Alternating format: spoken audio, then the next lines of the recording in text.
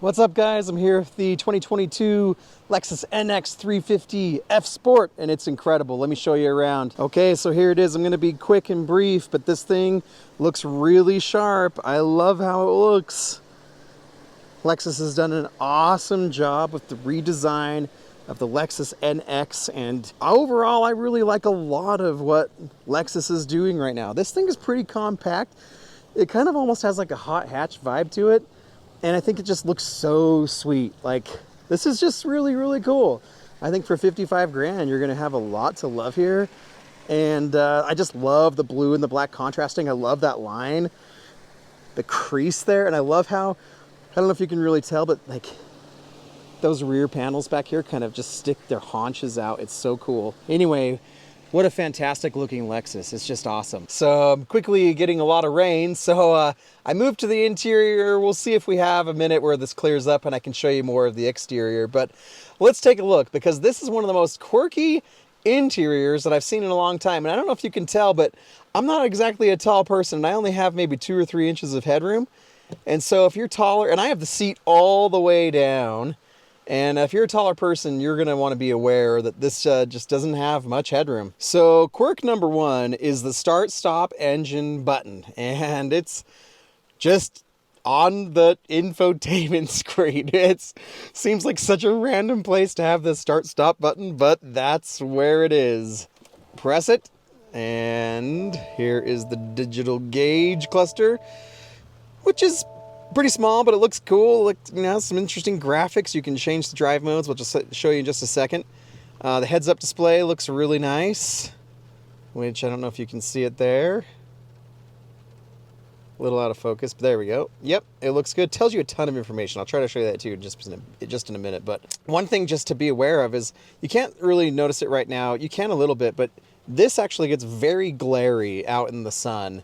And it's kind of hard to read the gauges when the sun's, you know, shining in. So just be aware that it does get pretty glary, but it is cool. So quirk number 2 is the drive mode dial here. So you can twist it left and right. And in the middle, it kind of goes back to either your normal or your custom mode. But if I turn it to the left, it goes into eco, as you can see down there. And if I turn it to the right, it goes into Sport. And if I turn it again, it goes into Sport Plus, which gives you the cool tack there that kind of looks like a race car. I haven't noticed a big difference between Sport and Sport Plus, but pretty cool regardless. Quirk number 3 are the lights. And so if I go and I press the light, you'd think this would like go in like a normal car, but it actually is just touch sensitive. And so you just press the housing itself and it illuminates. Kind of cool, kind of quirky. Another quirk here is just interesting olive green ambient lighting. You can see it here in the footwell. You can also see it, even Lexus even thought to put it right in here. You can see it in like the little door lights there. And underneath again, it looks cool, just an interesting color, but I kind of like it. The next quirk about the new NX 350 F Sport is the shift. It's really interesting. You've got to pay close attention to this shift pattern here, because to go into reverse, you go over and up, which is, you know, fine. To go into drive, over and down. Neutral's just straight over, and then you go into park, press that button. So it takes a minute to get used to. It feels honestly a little more complex than it kind of needs to be, but kind of cool regardless. You know, I appreciate that it's just kind of small and kind of fun and unique.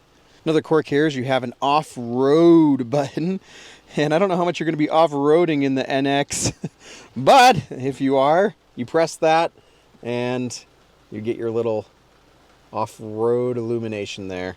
And so you're going to press it again, and it turns off. The next little cool feature is right here in the grab handle. I don't know if you can see that very well down there, but Lexus even had the thought to put some nice felt down there, which feels good. I mean, it's a little touch that maybe not me, you know, most people probably aren't going to see, most people aren't going to feel, but when you do, it's nice and it feels like felt. It's great. The next little quirky feature is right here. The door handles on this thing are some of the coolest and most unique I've ever seen. So to get out, all you do is you just press that button, and in the event that the battery has died, you can also pull on it. So let me demonstrate. Again, to exit, all you do is just press that, and the door unlocks. Close it. Obviously close it. Again, one more time because it's cool. It's just a little button. That's all you got to do. The next little quirk is just the dash layout in general. It's a really interesting dash, and I'm especially just trying to make sense of this positively enormous screen here in the middle, this 14-inch screen. It's really big, and as you can see, it's kind of divided into two parts. The top part is your infotainment with your Apple CarPlay. And then down below is your climate control stuff, and it's good. It's good. It's responsive. It's quick. You know, to change everything, you just, you know, you can also drag it, which is cool.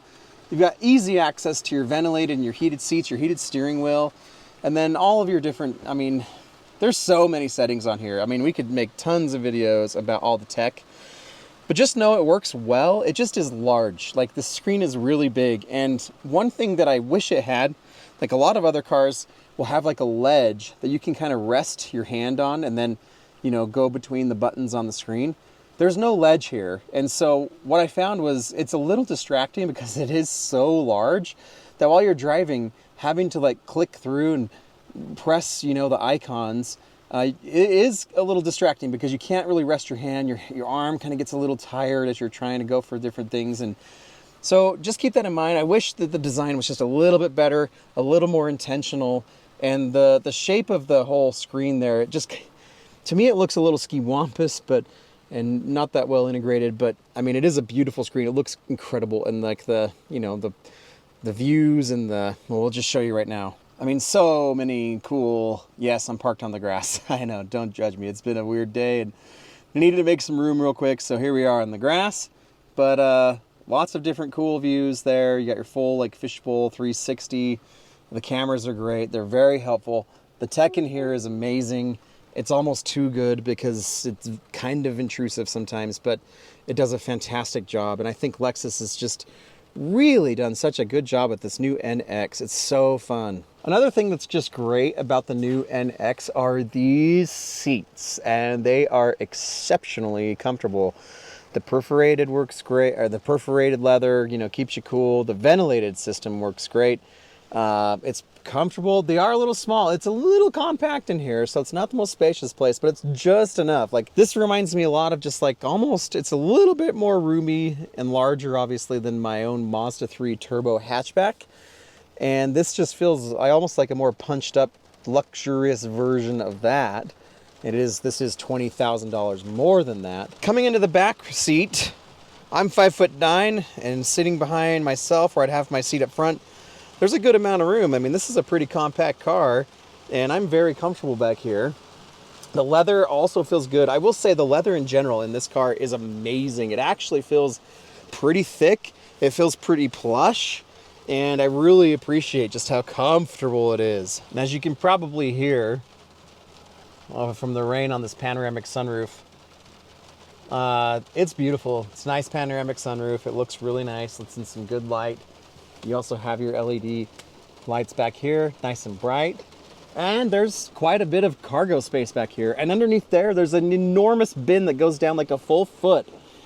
And so, pretty impressive. Guys, the NX is really cool. Here's another view of that dash from the back seat here. Okay, so starting off in the 2022 Lexus NX 350 F Sport, let's take this thing out and see what it's like to drive. I've been driving it for the last week. I've put a couple hundred miles on it.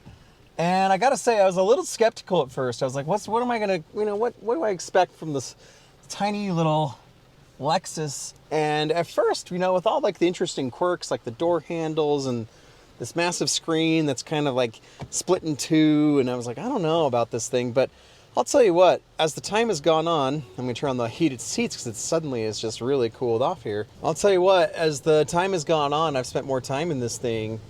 I've really enjoyed it. Like, it's quirky for sure, and you got to be okay with some like modern things that I'm still not sure that that they really make the experience better. You know, the things like the door handles and the electronic and the touch lights, and very cool. I just don't know if it makes it really any better. Same thing with like the heads-up display. Like these buttons on the steering wheel are touch sensitive. You don't even need to like even press them in.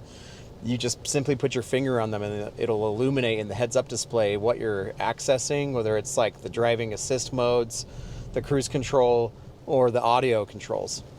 And so I don't know that it makes it better, but it's cool. So if you're into like tech and updated things, you're really going to like this car. Another thing that I've really enjoyed about it is this engine. Like this 4-cylinder engine, this turbocharged 4-cylinder engine, I think puts out 275 horsepower and 315 pound-feet of torque, and it's great. Really like it. Like, it's smooth. It feels faster, I think, than it is. And if the rumors are true that this could be the powertrain that goes in the new 4Runner, oh man, put myself in line. I think it's going to be an awesome rig. Put it in the new 4Runner, put it in the new Tacoma. Yeah, it's cool. So I'm going to punch it, and it gets up and moves. I mean, it's not like super fast, but there's a lot of power there, and it feels really good. Lots of torque. You know, this 8-speed auto is great. I really appreciate the simplicity of this powertrain. Like, nothing crazy with the transmission, you know, nothing really weird with the engine. It's just a turbo 4, and I really like it. Other things that I've really enjoyed about this is just the ride quality. Exceptional. Feels so good. Like, this thing is small, and you really don't feel like you're getting bounced around in it. You feel just really comfortable, and over bumps, over whatever, it's very pleasant. Like, here we go, more acceleration. It's just a great car, guys. Like, this is sweet. It's really cool, and I think the design is awesome, especially the exterior with the blue and all the black. I think like the F Sport package is like $2,000, but it gives you a lot of those nice visual accents, which I think are worth it. And a couple of things that I've really enjoyed too is, as with most Lexus products, road noise and just noise in general is at a minimum. It's very quiet in here. You can hear the engine a little bit, especially when you get after it. And but the road noise is just serene. Like, that combined with these seats, which are excellent, you're gonna just have an excellent commuter. I mean, the all-wheel drive, put some snow tires on it. Like, it's comfortable, it's techy, it's safe, all of the above. You've got yourself a great, fun daily driver. And I think that, you know, in the past, Lexus hasn't been all that interesting to drive, but with some of their most recent models, and they're kind of like, same with Toyota, like they're kind of going through like this renaissance of like rediscovering themselves, and it's really exciting because this little Lexus, $55,000, starts at $45,000, has about $10,000 in options, and this is probably about the way I'd buy it. It's like really interesting and fun to drive. Like, I have honestly no real complaints. The little quirks, they're just quirks. They're not necessarily drawbacks or deal breakers. I just wish that the infotainment was a little easier to use, like without holding up my arm. And if there was like a little ledge here I could rest my arm on or my fingers on, that would be awesome. But yeah, the 8-speed's responsive, like in manual mode, boom, boom. Like, it's pretty fast. Like, I mean, I don't know if it's quite on like the ZF level of like the BMWs and stuff, but that's good. Like, it's like really no hesitation. One other thing to note just about the headroom here is that I have the seat lowered all the way down, and it's still the seating position is very high in here. I guess that would be just one of my minor complaints, is the seating position. Like, you definitely feel like you're sitting on this vehicle. Like, I'm 5'9". I have the seat as low as it can be, and I'm like looking down into the dash. Like, my head is like a full foot and a half above the dash. So like looking down into like the digital gauge cluster, for example, when it's sunny outside, does create quite a bit of glare in that cluster. And so if you like sitting up high, or at least have the perception that you're sitting up high, like, you're gonna really like this, because yeah, I mean, the dash is like to here on me. You know, I'm looking like way down. This that you see on the camera, that's the screen that's popping up. That's not even the dash. The dash is like a good 2 or 3 inches below that. So just kind of an interesting thing. However, again, I don't think that's a deal breaker. I don't think that's necessarily even a drawback. It's just a personal preference thing. Personally, I'd like to sit maybe a little bit lower, but you know, that's just me. So guys, to sum it up here, for 55,000 bucks, you know, I think you've got yourself a pretty great option. I was in the Audi Q3 recently, and it was priced just about the same as this was. And you know what? Like, I think this feels a little smaller inside, maybe not as much space, but I think this is pretty interesting. If you haven't considered the new Lexus NX and you're looking for a compact, luxury, tech-heavy, compact SUV that you can daily drive and feel good about it and feel safe, I think you're going to be pretty thrilled with the new Lexus NX. And this makes me very excited to drive the other SUVs in the Lexus lineup. You know, I spent some time in the very tail end of the last model year, the 2022 RX 450h F Sport, and it really needed some updates. If the new RX is anything like this, I think Lexus is gonna just have a couple of big hits on their hands, and like, that's awesome. I'm really, really happy for Lexus and Toyota right now. Like, they're doing very cool things, and I just wish I could afford it all, right? I want the Sequoia, I want the new, you know, I want the new Tundra, I want an old school 4Runner. I just like them all. I want a GR86. Like, Lexus and Toyota are to be commended. Like, they're clearly giving a lot of thought and intentionality into their cars, and it's pretty exciting. So guys, thanks so much for watching as always. I know this review is a little unconventional. I didn't get to show you that much of the exterior, unfortunately, because it's just so rainy, but I'll, you know, show you as much as I can. But please, just, you know, as always, thanks for watching, liking, commenting, and especially subscribing. And I'll see you on the next ride. See ya.